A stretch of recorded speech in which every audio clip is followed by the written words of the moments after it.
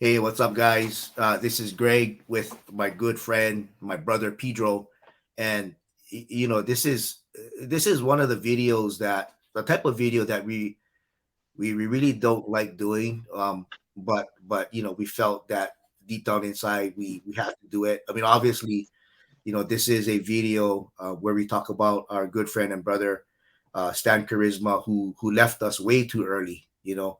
And we wanted to share with you folks, a little bit about Stan, just so that you guys kind of understand who he was, what type of a person he was, and some of the things that he went through before he left us.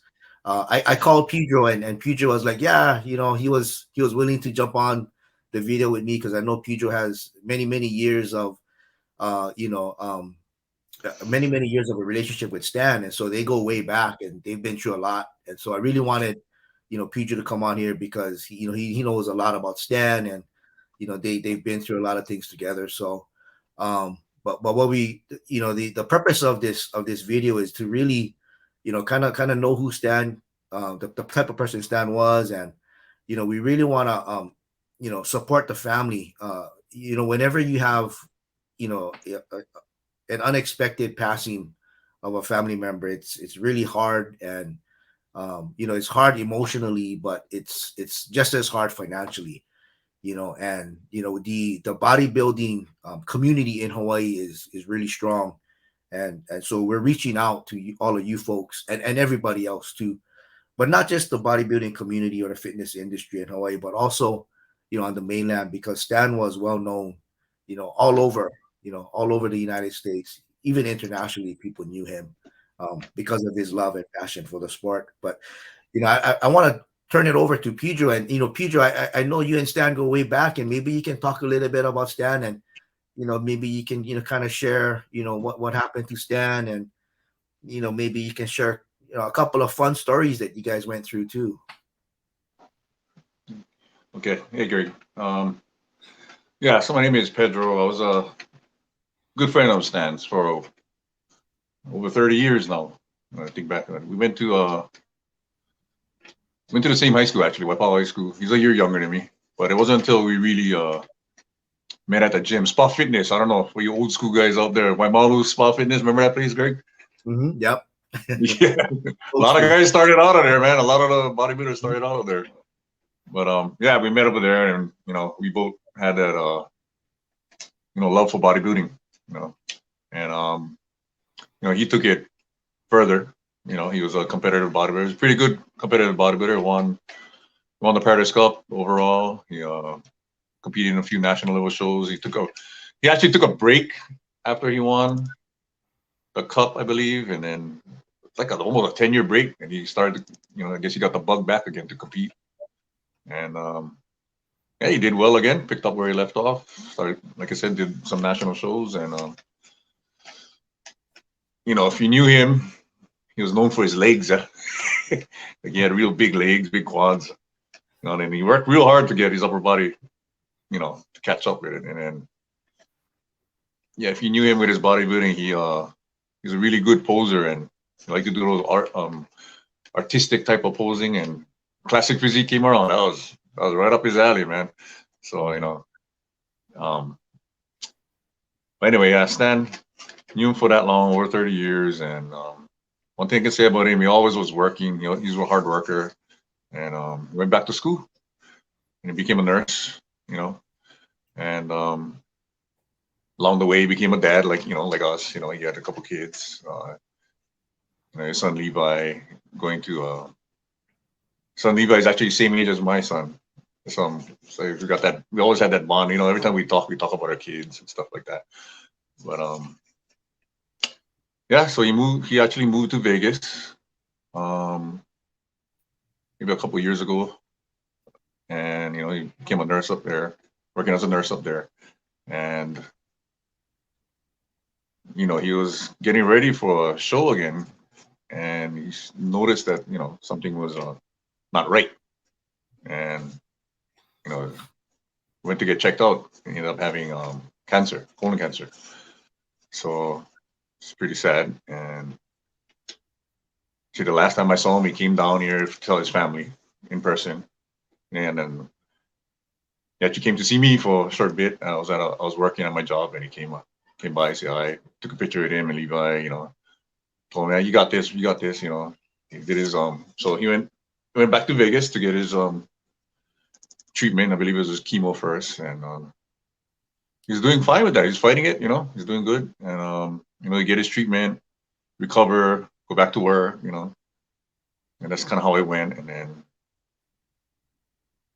yeah, he passed from actually complications from his radiation treatment, which was pretty shocking. I was pretty shook up that day when I got the news.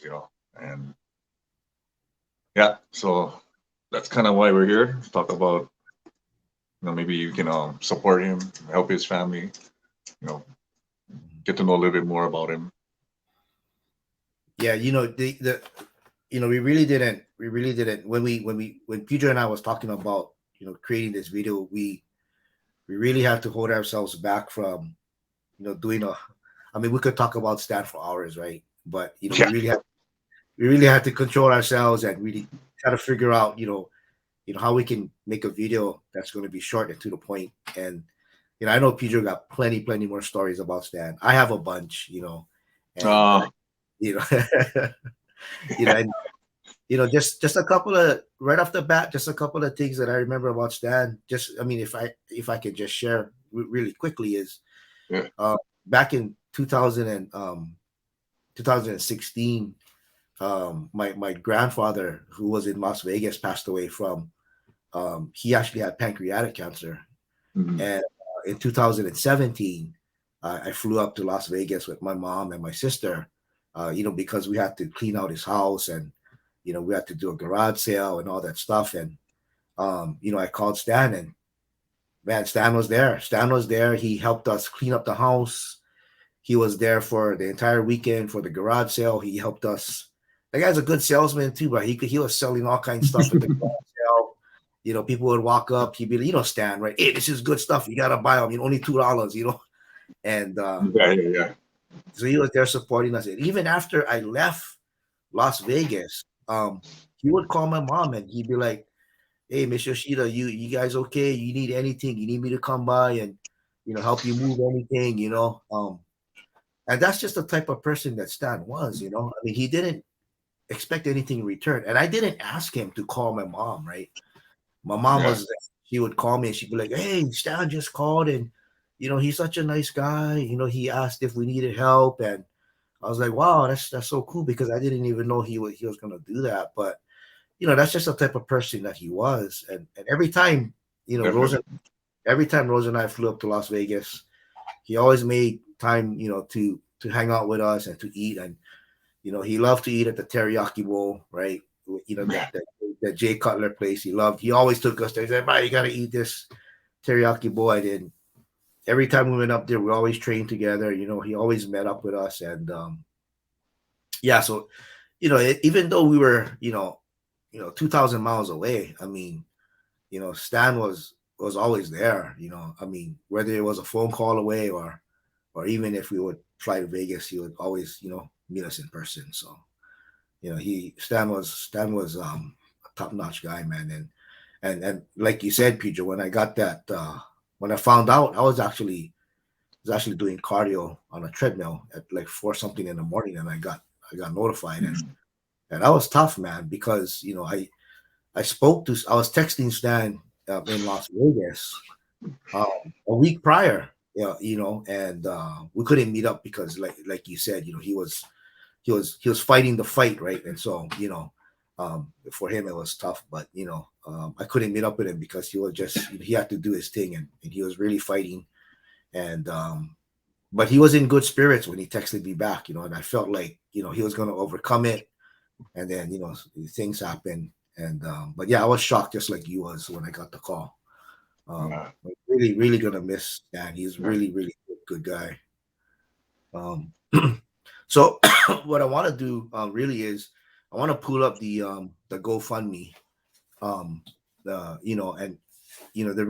sole reason why me and Pedro is on here is because like I stated earlier, you know, whenever you have an unexpected passing of a loved one, it's always difficult. You know, it's difficult emotionally, and it's really, really hard financially. And you know, the family, um, you know, wanted to bring Stan back home, right, and bring Yeah. Stan back home, and then you know, we wanted to lay Stan to rest, you know, on Oahu, you know, where he belongs, really, right? I mean, you know, where he belongs, and you know, it the cost of transporting, you know, Mhm. Stan back to the island, and in all the, you know, the funeral services and everything else that's associated, right? I mean, it's a lot of money, and so what we want to do is reach out to all of you folks. There's a GoFundMe.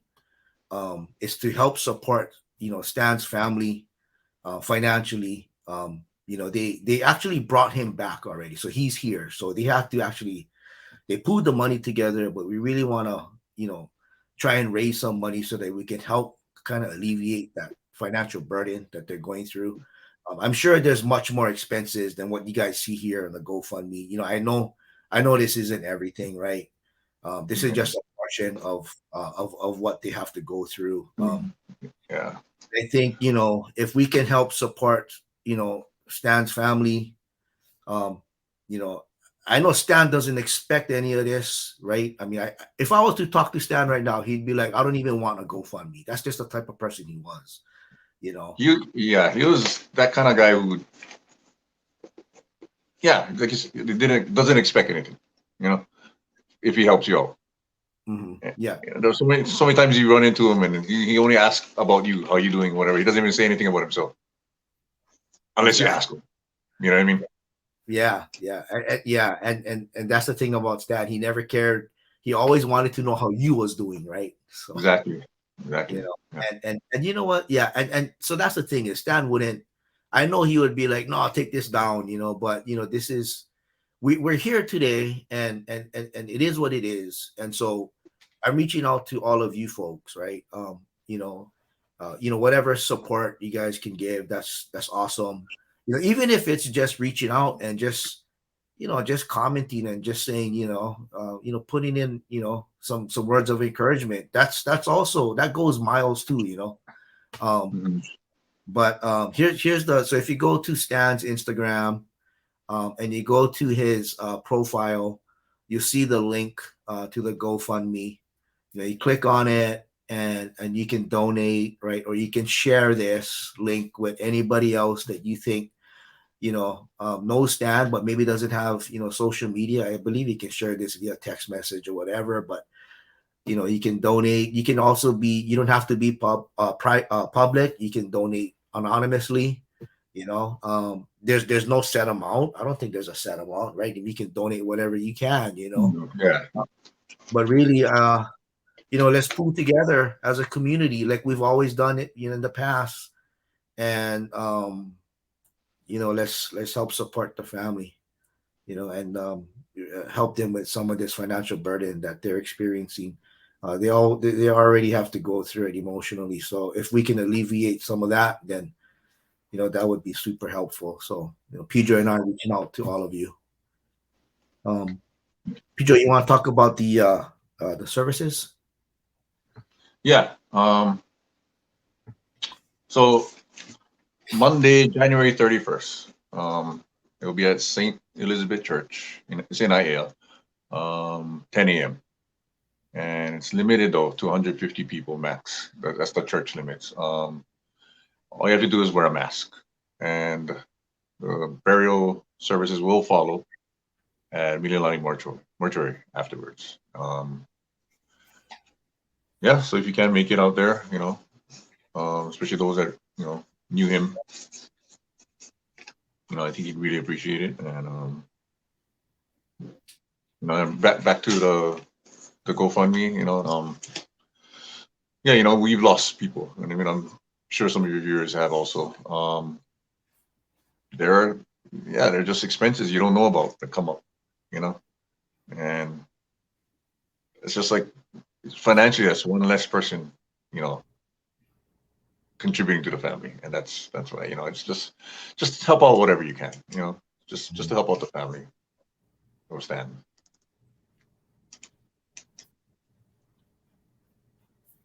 That's all I got for you. Yeah. No, thank you, Pedro. And just you have any closing remarks before we sign off? Well,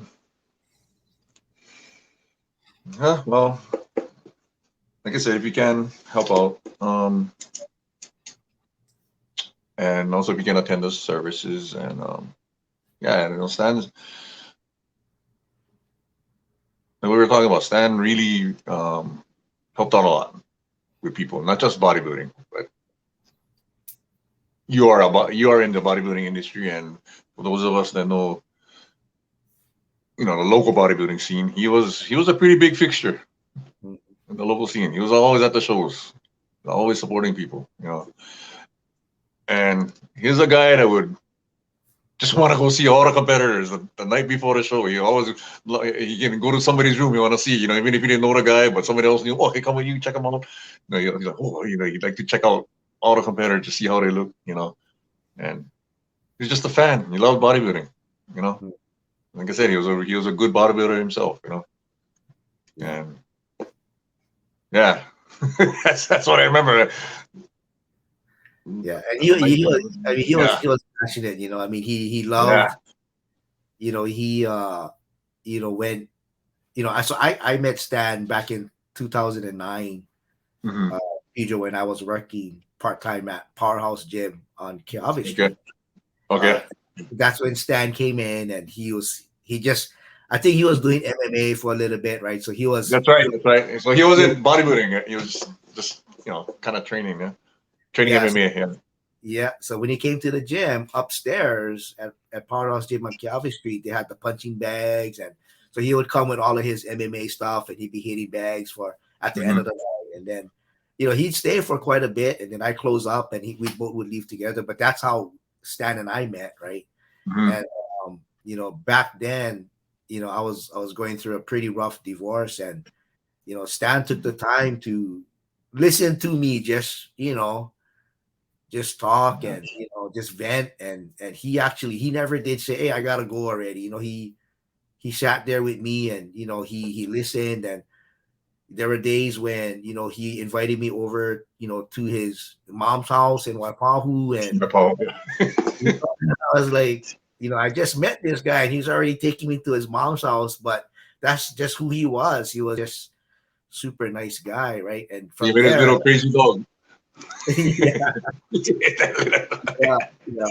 And back then he was big, right? And then he made a point where he was like, you know what, I'm gonna get back into bodybuilding, like you said, right? And then whenever Stan puts his mind to something, it's just he just 110%, right? So, and he never gave up on that. So but yeah, so as far as closing remarks goes on my end, just to kind of echo what Pedro said, whatever you guys can support, greatly appreciated. We thank you guys in advance. And if you can't donate anything, then don't worry, that's not a problem, man. We know that times are tough. Times are tough for everyone, and just like I said, words of encouragement goes a long way. If you can even share the link, that would help support us as well, and spread the word. Spreading the word is huge, right? Because social media is big, and it's the best way for us to reach everyone, because Pedro and I, we don't have everybody's phone number. I mean, if we did, we would call everyone personally, right? But we don't have it. And so we're using this platform to reach out to all of you, and we want to get the word out. So if you guys can share this, please do so. And if we can reach as many people as possible, that'd be awesome, right? And I'm sure Stan's family would really, really appreciate it, and they'd be super grateful. So yeah, definitely. All right. So well, thank you, Greg. Thank you for doing this. The family will definitely appreciate it. Yeah, no, thank you too, Pedro. I know you're busy, so I know you had to squeeze a little bit of time in for me too. So thank you, man. My pleasure. My pleasure. Stan would appreciate it too. He definitely would appreciate it. I know he would say, "Nah, no need," but he'd appreciate it. Yeah, for sure. Well, thank you, brother. And then we'll connect soon. I'll probably see you at the service, and Yes, sir. Yep. we can Definitely. chat more there. Okay. Okay, thanks, All right, Pedro. great. Thank you. Have a good one, Okay. buddy, man. Thank you. Okay.